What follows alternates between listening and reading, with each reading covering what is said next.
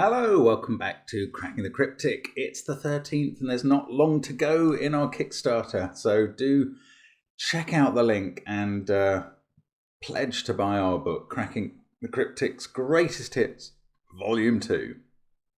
It's going to be really good, and if we hit all the stretch goals, it's going to be fabulous. So do check it out and do yourself a favour and get on board. Also, still time left to enter the Patreon, still a week left to enter the Labours of Hercules on Patreon. Brilliant Sudoku hunt by 3 fabulous authors and well worth checking out.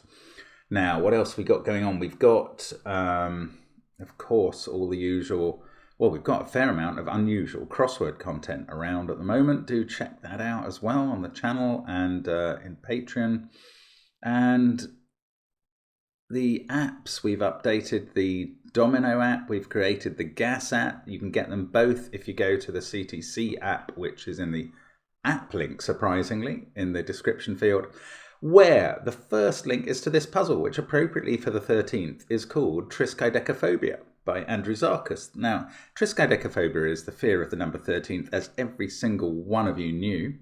And that is because 13 is very relevant to the rule set. So, normal Sudoku rules apply. That requires us to put the numbers 1 to 9 in every row, every column, and every box. Orthogonally adjacent digits, so that's any sort of domino pair that are next to each other in the puzzle, cannot sum to 13. A 1 and a 3 may also not be orthogonally adjacent. So again, none of these no domino anywhere in the puzzle can sum to 13 or have a 1 and a 3 in. And other than that, it's absolutely standard apart from one tiny little thing. Digits may not repeat in a cage and must sum to the cage total if given, and the unmarked cage total cannot be 13, which is hilarious. I suspect that won't be of much use till very late in the solve, but I could be wrong. I often am. So do give this a try. Never mention the number 13 while you're doing it, because that would spoil everything. But give it a try on the first link under the video, and I am going to have a go in a moment. I will just comment. Andrew Zarkas has been on the channel before. Brilliant constructor. Prominent in several constructor collectives, and we really like the stuff that they produce. So give it a go. I am going to restart my clock and start now. Let's get cracking. Okay, so this contains a 1, 2 and a 4 because it's a 7 cage. Now that doesn't threaten the 13 or the 1 and the 3 thing. What can we actually do? We've got this set of 15s here.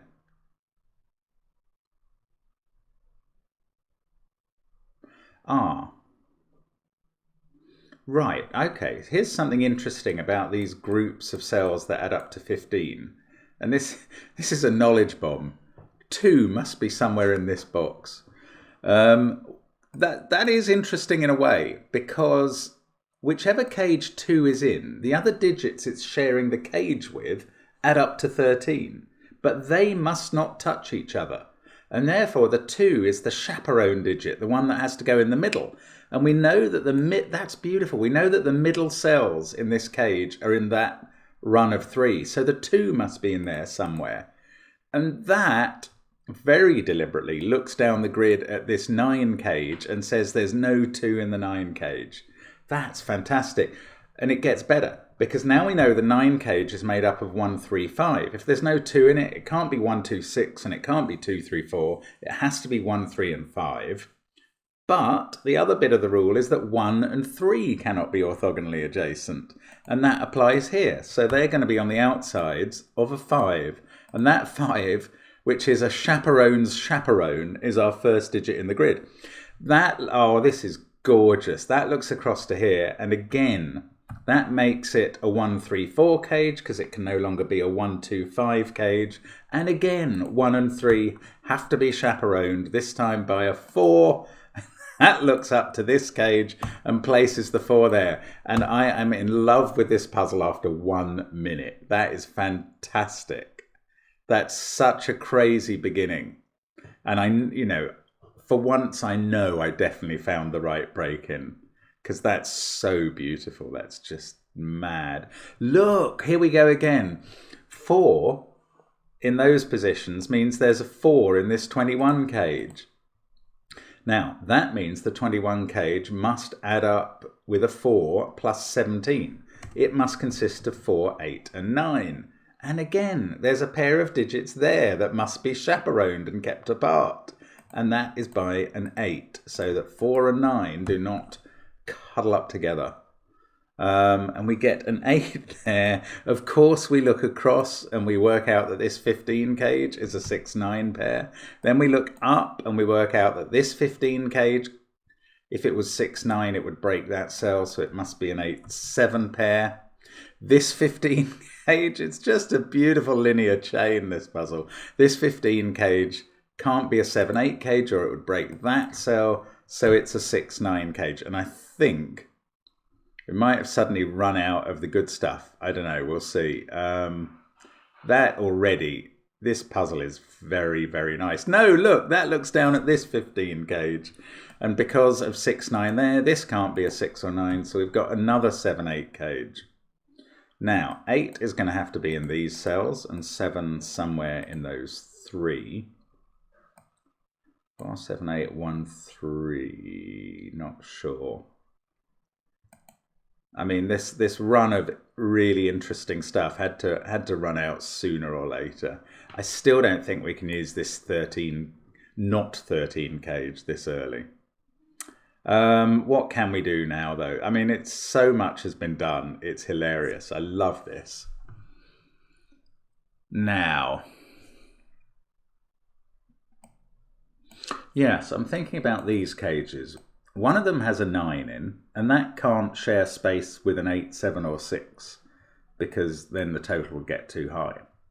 One of them has an 8 in, and that can't share space with a 7, because then the total will get too high. So one of them has a 9 in, one of them has an 8 in, and one of them has a 7 in.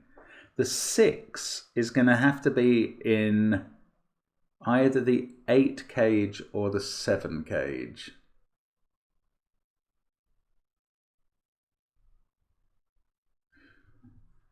I'm just wondering, does the fact that one of them has a 9 in, one has an 8 in, and one has a 7 in, does it mean... No, it doesn't. It can't mean... Sorry, I was wondering if it meant that there is a 13 pair in each of them, but that's nonsense, because that would need a 2 in each of them. Okay, so I don't quite know what to do next, but I've enjoyed the journey to this point. 1, 3, 5, 2. Look, that is a 4 or 7 by Sudoku. It sees a 6, 9, 8 and a 1, 3, 5 and a 2.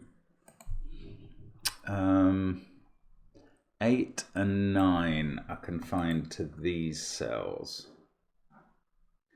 Oh, right. Where's 1 in this column? That's a nice simple question.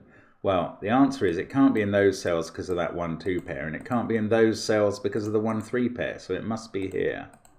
That's a 1. Now, 4 is not allowed to be next to 9, is it? By the rule. And there's a 9 there, so those can't be 9, so there must be a 9 in one of those 2 cells. So this one is 5 or 6. It can't be 2 because of that pair. This is 2, 5 or 6. I'm not sure. I'm sort of flailing around here. There must be a 3 up here somewhere, which can't touch a 1.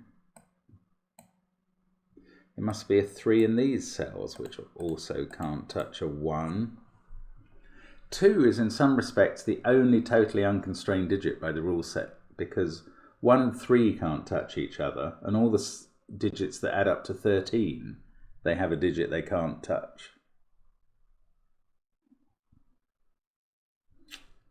Oh, this can't be 6, 9, 7 or 8 because it sees all those cells. So it can't be 5 because it would be next to a 5. So it's a low digit, 1, 2, 3 or 4. This now is a high digit, but it can't be 8 or 9. So it's 6 or 7.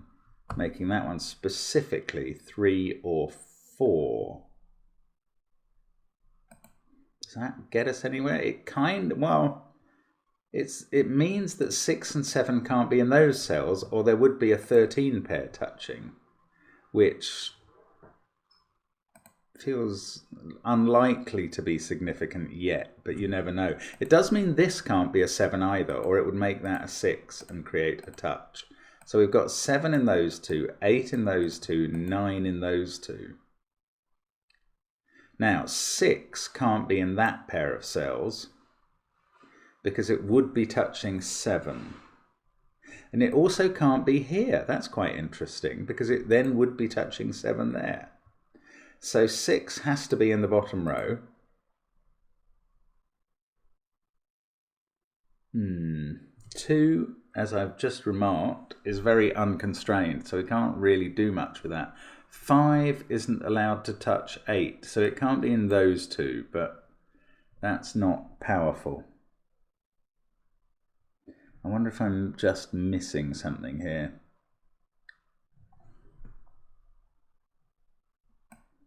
I can't use this at the moment. I don't believe I can use the unmarked cage yet. 8, 4, 9. Oh, 1 and 2 are a pair there. Ah, I didn't see that happening. Because of the 1, 2 there, those can't be 1 and 2. So they're a pair. So 2 is in one of these two cells. So although 2 is fairly unconstrained, it's a bit constrained here. So we've got 1, 4, 3. So where can 5 be? We decided it couldn't be next to 8. So 5 does have a bunch of places it can be. So these corner marks now effectively become center marks. So I'm just going to do that so I know what the available candidates are and then get rid of all the corner marks. There we go. It doesn't really help, but it does show me the narrower options. Now here we've got 4, 8, 9, 1, 2. Right, this can't be 6 or 7, or you would have a pair next to each other. So that is 3 or 5. Oh, and these are from 3, 5, 6, 7, and that is a quadruple in the column. Ah, and that's going to unwind, first of all, this cell, and then others in this box. 8 there, 9 there. This is not 9, so now we have a 5, 6 pair, and we can put in 2 and 7, and that's really quite good progress. So we get 3, 5, 6 up here. I can't think that there's any pair there that shouldn't see each other. That places a 9 here, and a 7, 8 pair here. Now we've got a 7, 8 pair in this row.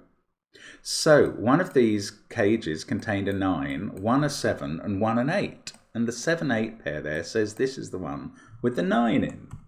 So that's a 6. This is not 6 now. Now the 9 either goes with 5, 1 or 4, 2.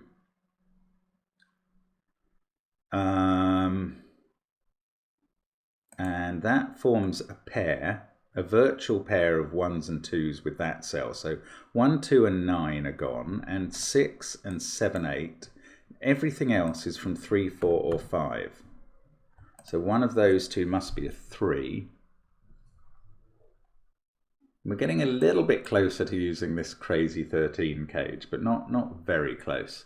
Now 6 is not in there. Well, we knew it wasn't going to be in the cage. The cage with the 9 in. Whatever that is in this cage. Haven't really got closer to knowing where the 2 is. If this is 9, 2, 4, the 2 is there. If it's 9, 1, 5, actually 1 and 5 can't be in the middle, so they'd be on the outside. So this is 2 or 9 either way round, which is a bit peculiar.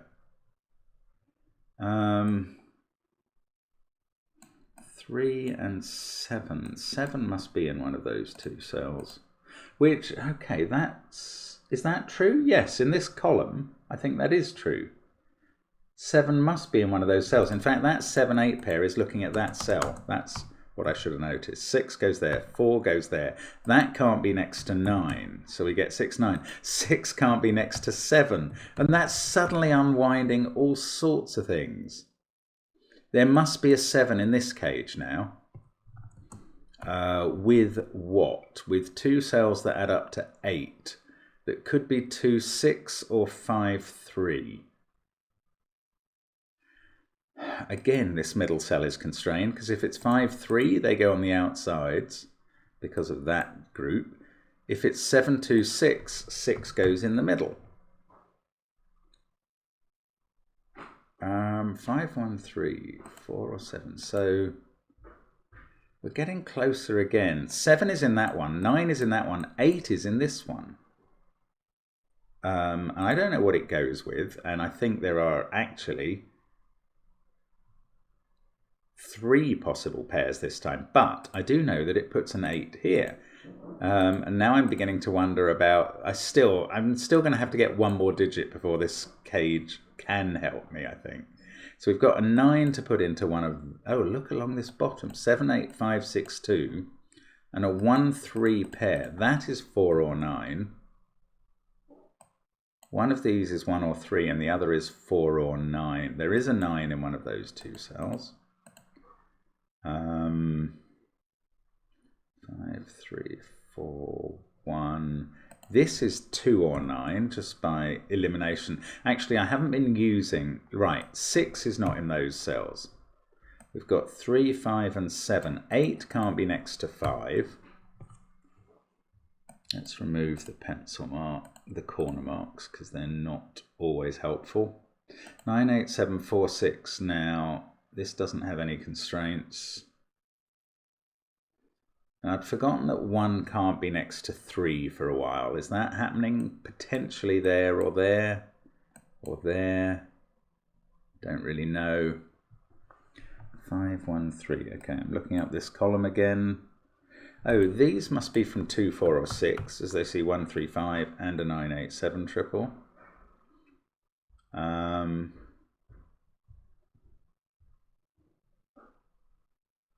Oh, I'm sure you're spotting something. There's a 6 in one of those 2 cells.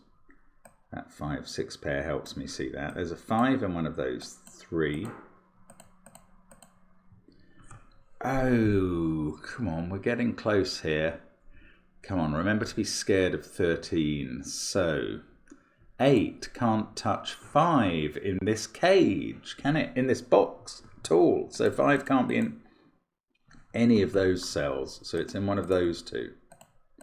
And now this can't be 5. 9 can't touch 4. So that's not a 4. And that's not a 4. Ah, now there's a 4 in this cage. And what that's telling us, I'm going to finally try and use the rule. It's telling us that 1 is not in this cage. And that's not actually all that helpful at the moment, but never mind. 4 now has to be in one of these 3 cells, has to be there. And those don't have a 4 in. They're a 2, 6 pair. Oh, sorry, 2, 6 pair. So 6 is not here. 6 is here. That mustn't touch 7. So 7 in this box is not in any of those cells. It's clearly not up at the top. It's in one of those 2, and it can't be there because of that 7, 8 pair. So that's a 7. That's 8. This can't be 4 or 9 because it would be touching the other one, making a 13 pair. So this must be 4 or 9, and it sees a 4. So 9 there, 4 there. This is a 7 now. This has become a 2. That's an 8. 2, 6, 4, 9, 7. These are from 1, 3, and 5, and definitely include a 5. They can't, yeah, well, they definitely include a 5 for 2 different reasons. 1, because that's 1 or 3, and 2, because they can't both be, or they would break the rule. That's a 9. This is 1 or 3. If there's a reason it can't be one of them, I can't see it, or 5 not touching 8 there. 7, 8, 4, 9, 6. 1, 3, 5. Nothing here has got cleared up, has it? So I'm probably missing another restriction somewhere. 5 or 6 can't touch 8 or 7. 5 there can't touch 8. 4 can't touch 9.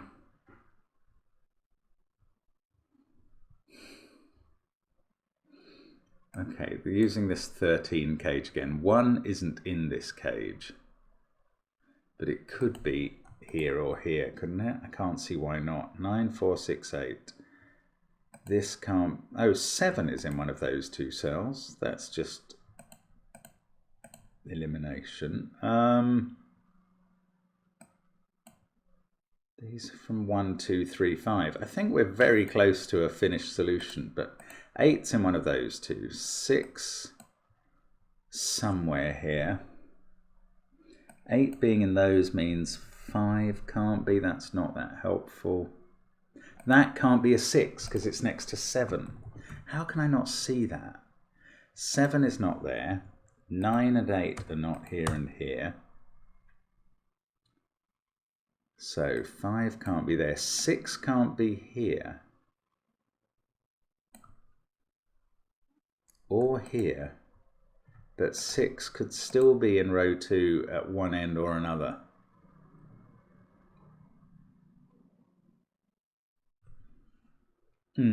How about 1 not being next to 3 in this box? Don't know. Not that useful. Okay, it was 7 next to 6 there. Can I use something like that again somewhere? Oh, come on. You're probably seeing some very obvious... Yes, look, 8 there. Can't be a 5. Come on, that's simple. That's huge, Mark. Pay attention. Right, 7 there is looking at this cell I pencil marked ages ago, so that becomes a 4. Now 9 can't be in those two cells or it would be touching 4, so the 9 in the column is there in the middle, and that was going to happen if this was a 1-5 pair to separate them. Oh yes, this can't be 2 or 4, so it is a 1-5 pair, and that's going to fix 2, 3, 4 there. That becomes a 1, and we get 6 and 5 done here. Right. Now, we must be on for this. This has a 7 in. It adds up to 15. It must be 2, 6, 7. The 2 is the chaperone for the 7 and 6. That's a 3. That cannot be next to 1. And 1 can't go in the 13 cage. So 1 must go there. Lovely. 5, 2. The cage adds up to 14, and that's legal. We get 4, 8, 3 at the top. What do we need here? 6 and 7 being adequately chaperoned. 8 there. 1, 5 and 9. The 9 must be here. That's 1 or 5, but it's not allowed to be 5 because it's next to 8. 4, 7, 1. So we've got 2, 3, 5 here. What a brilliant construction this is. I mean, isn't it clever that this can fit together and work so neatly? Really neat stuff. Oh, well, I've just mistyped twice there. I was trying to put 6, 5 in these cells. I was wondering how can 5 be here when it's got to be in those, and it can't. That is a 1. That's a 5. That's a 3. We're going to finish the bottom 3 rows now. They're all done. Just got a few cells left to do to finish off. 7 and 1. Oh, we've got 2, 3, 5 triples in both of these. Those can't be a 5. Those can't be a 2. And those can't be a 3. And that takes away the 1, 3 possibility I was looking at. What am I meant to be seeing here? Oh, 1, 3 there to disambiguate the rest. That's wonderful. Is that the only one? Yeah, 8 is not in any of these cells, so not threatening a 5 anywhere. But that 1 is hassling that 3. And that is a great finish as well to a great puzzle. Well done, Andrew Zarkas. That's excellent. Really enjoyed that. Very clever puzzle. Not that hard, but with loads of really interesting bits in it. I'm absolutely certain we found the right break in, and that's lovely. And quite difficult if you don't think of it, I would say. But really entertaining stuff. Thank you for watching, as always, and hope to see you soon on the channel. Bye for now.